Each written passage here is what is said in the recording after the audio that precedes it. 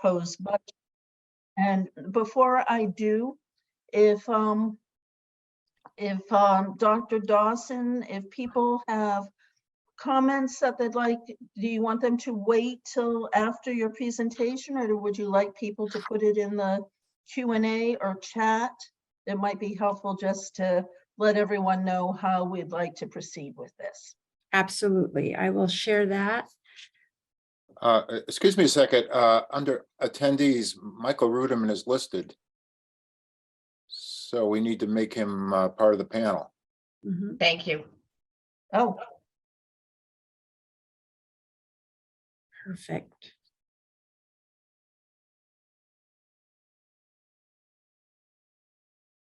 Okay, if we're all set. Thank you. Thank you for joining us, Mr. Ruderman. Thank you. Please pardon us for that. I'm going to share. Ms. Pasegna, if you could please allow me to share my screen. All set. Thank you. Okay.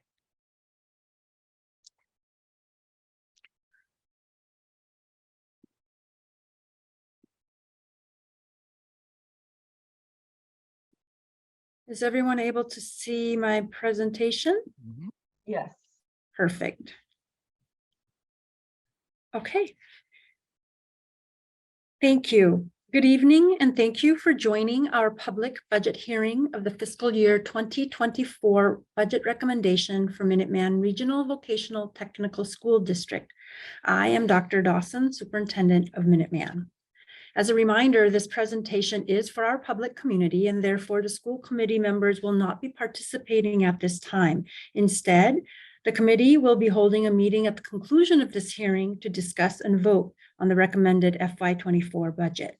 Should there be any questions from the public audience, please type in your questions using the Q&A feature of the webinar platform. At the end of the presentation, we will do our best to answer all questions. Tonight, we present to you a budget focused on supporting our students and our staff.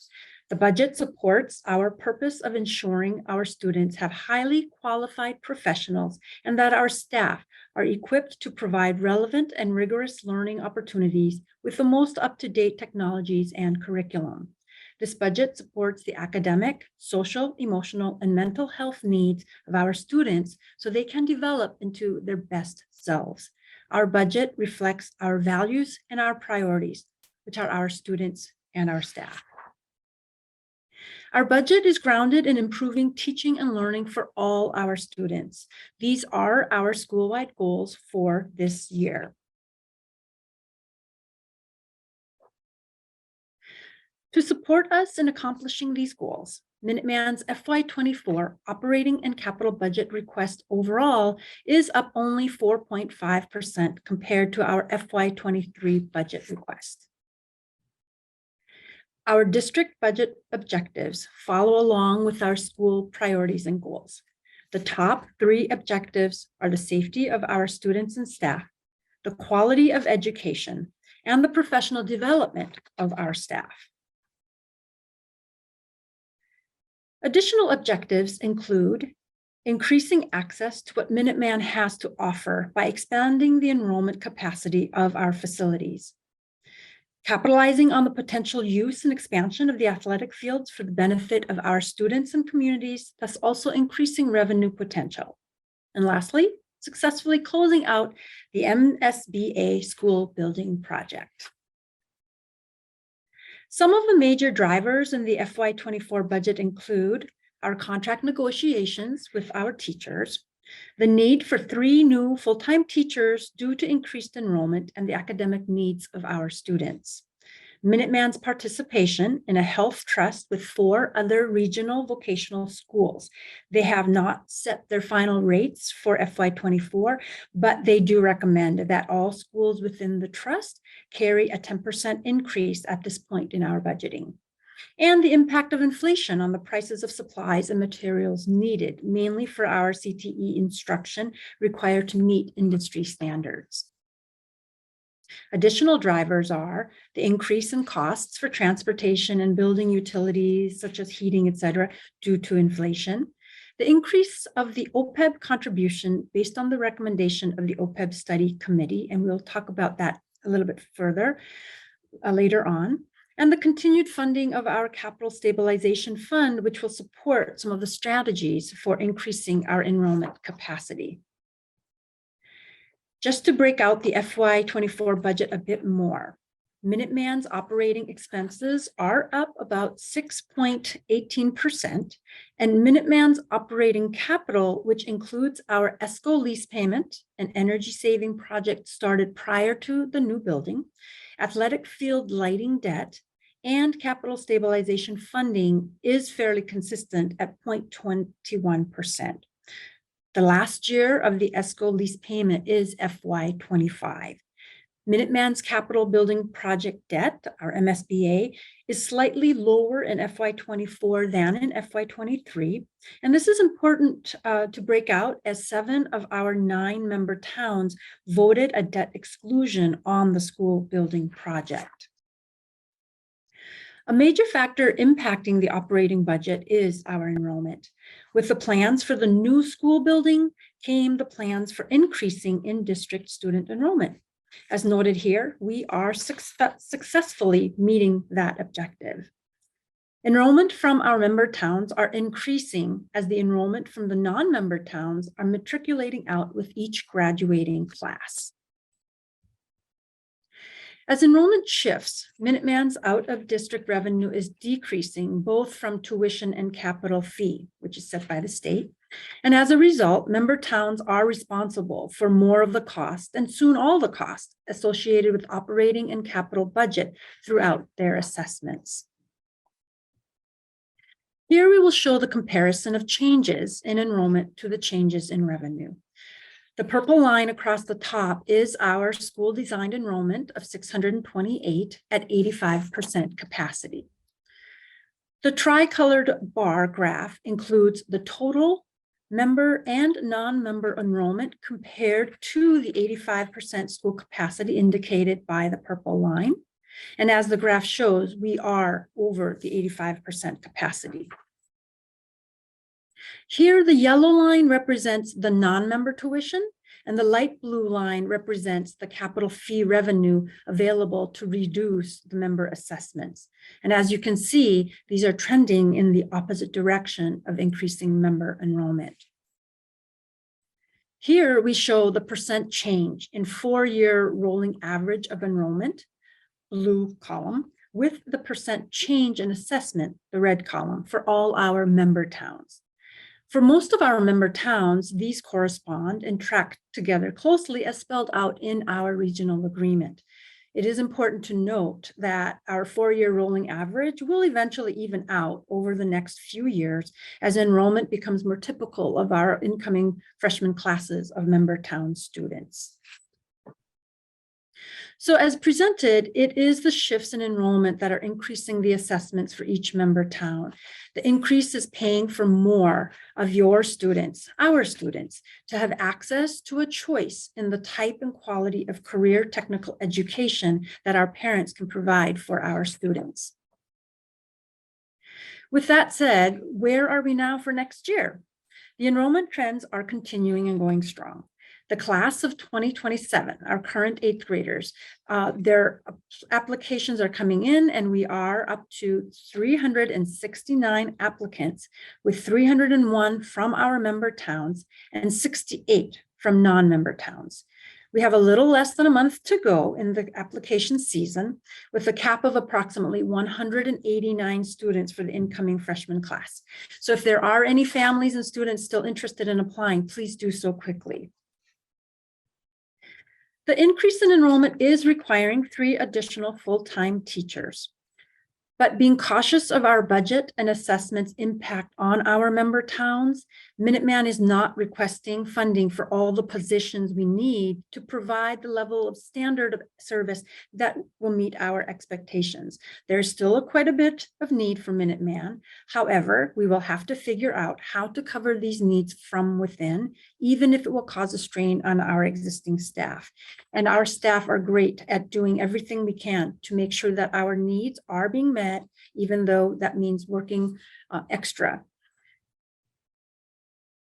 So we do not solely rely on our member towns to fund all the district's needs. We work diligently to apply for and receive grant funding. And as you can see here, without these grants, it would have required the district to request from the member towns an additional $3 million for the FY23 budget.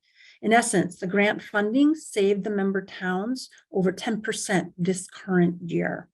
The district uses these grants to fund positions, curriculum, CTE programming, student programs, the purchase of instructional equipment, and summer programming, to just name a few. Grant funding is starting to support the Minuteman Technical Institute, our post-secondary program, almost in its entirety, and it will not rely on member town funding to operate next year. Another way we are able to reduce the FY24 budget request to the 4.5% increase was in part due to the $500,000 capital skills grant for the expansion of the animal science program. As previously shared, our enrollment has exceeded the building's capacity. The plan is to meet this growth and look to expand as much of our facilities will allow without any additional debt to our member towns. Our first strategy is to continue contributing a portion of the budget to fund the capital stabilization account, which will allow us to support the current and new projects. And we do have a current project in progress with one of the capacity building projects, which is our North Metal Fab Shop. And that will allow our welding and advanced manufacturing programs to expand. Our second strategy is to leverage strategic partnerships and grants to put dormant buildings to use, such as the East Campus building. To provide more context on strategy number one, back in 2016, the school committee established the capital stabilization account to be prepared for capital needs that may come up. The balance of just under $2.5 million is due to this strategic planning and funding. The school committee does vote to approve how these funds are used and applied each time that we go to use these funds. Within the FY24 budget, Minuteman is proposing continuous funding of $500,000 to this account. As the capital stabilization account is one of the major drivers of the FY24 budget, so is the school committee's responsibility for maintaining the funding for OPEB liability, other post-employment benefits. This requires a long-term strategy recommended by the OPEB advisory subcommittee. And currently the fund balance is slightly over $500,000, but we will need to drastically increase our yearly contribution if we are to meet the liability amount of over $20 million. Here is that long-term strategy. The increase in future years is reasonable due to the ESCO lease ending in FY 2025. The amount that is currently being allocated to the ESCO lease will be allocated toward the OPEB payment after the lease ends. This total is broken out between active retiree health insurance and the OPEB contribution. Minuteman is also following the recommendation to keep up with these funds by adding $10,000 per new or additional FTE. As we shared previously, we are adding 3 new additional staff. So to keep up with this funding, we are adding $10,000 per each of those positions.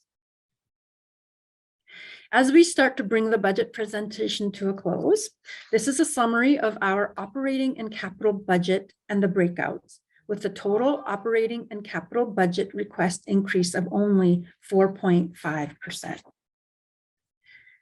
The operating and capital budget is supported mainly by member town assessments, but the non-assessment revenue, which does not come from member towns, does offset a portion of the overall budget. We are being conservative with our state aid estimates, and the main point to be made here is that Minuteman is losing almost $1.8 million, primarily from decreases in the out-of-district tuition and capital fee revenue discussed in earlier slides. This loss is being picked up by our member towns. These are the components of the assessments that will be included in our budget book, which was posted online last week. And lastly, our overall budget request in comparison to FY23 is less than the prior year's requests in all categories. And in closing, we return to our values, our students and their learning. We recommend the FY24 budget that will support the needs of our students and their teachers. We thank you for your support, and a special thank you goes out to our business office and business manager, Miss Nikki Andrade, who will be joining now to help answer any questions. But a special and a very special thank you to our school committee finance committee, chaired by Mr. Ledoux, and members Mr. Ruderman and Miss, oh, I'm forgetting I want to say Miss Crocker. Yes, thank you, Miss Crocker. I have all your names. I'm like, where is she? And I'm not seeing her. But then, of course, our full school committee, who continues to support us and provide us the guidance and push to do the best that we can in creating a budget that supports our students and staff and being very mindful of the impact on our member towns. So again, thank you very much. And I'm going to ask Ms. Besegna, if you could please move up Ms. Andrade, manager. Perfect. All set. Excellent. And then if there are any questions, I'm going to check our Q&A. So again, community members, if you have any questions regarding the budget, if you could please type them into the Q&A box, which you will see at either at the bottom or top of your screen, where you will see your mute and your stop video icons. In about the middle, you will also see the Q&A icon. If you want to click on that and type in any questions, the panelists can see those, and then we can answer any questions that may come through. And at this time, there are no questions, but just in case, we'll give a few minutes. Teachers have good wait time, just in case.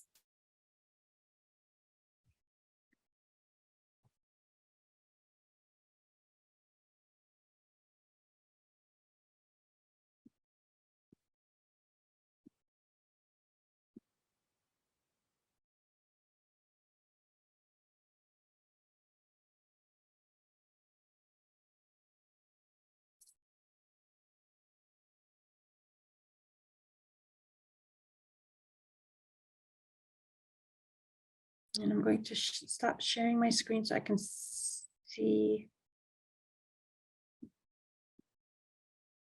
Dr. Dawson, I don't see anything in the Q&A at this point. Do you want to give it another minute? I think if we could give it one more minute just in case. Mhm. Mhm.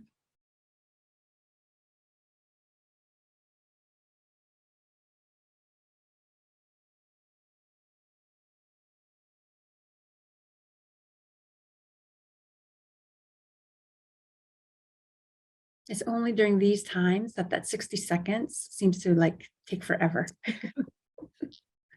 Right. To be comfortable with silence. Yes.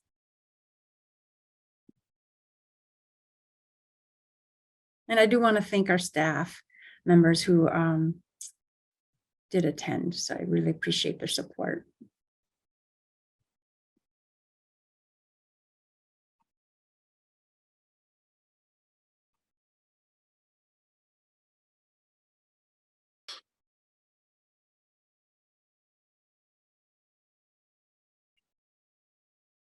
Well, Dr. Dawson, I will let you decide how long to wait.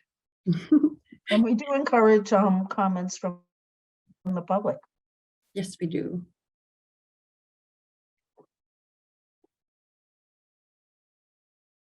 And so, Ms. Nurse, I present to you my first public hearing for the FY24 budget. And that concludes our presentation. Okay, well, thank you very much, Dr. Dawson, for a very thorough and thoughtful presentation. Thank you. And of course, this is not done alone. So I just want to thank my team, Mr. Ikonen. A special thank you to Ms. Andrade, who has worked very closely, but the leadership team worked with our department leads, who worked with our teachers to really make sure that everyone contributed to developing this budget. So we're very thankful for the full team and their thoughtful care in how we are being fiscally responsible to ensure that we provide our students the best education. So, thank Well, and that came through, and also would like to extend my thanks to members of the administration and faculty who took part in putting the budget together and budget presentation. yes. So at this point, in just a minute, I will entertain a motion to adjourn the public hearing, after which we will reconvene at 7 o'clock for our school committee meeting. So could I have a motion to adjourn the So public moved. hearing? Thank you. A second? Second. Okay, let's do roll call. Pam Nurse Acton, yes. Erica LZ Bolton, yes. Steve Ledoux, Concord, yes. Ford Spalding Dover, yes. Judy Crocker Lexington, yes. Jeff Stewart, Needham, yes. Alice DeLucasto, yes. And Michael, I didn't hear you, but That was a yes for me. yes, thank you. Okay, well, thank you very much. And again, Dr. Dawson, congratulations on a wonderful presentation. And thank you to all the staff who participated. And again, we'll be reconvening at 7 o'clock for our school committee meeting. And there is a separate Zoom link for that meeting. Okay, thank you, everyone.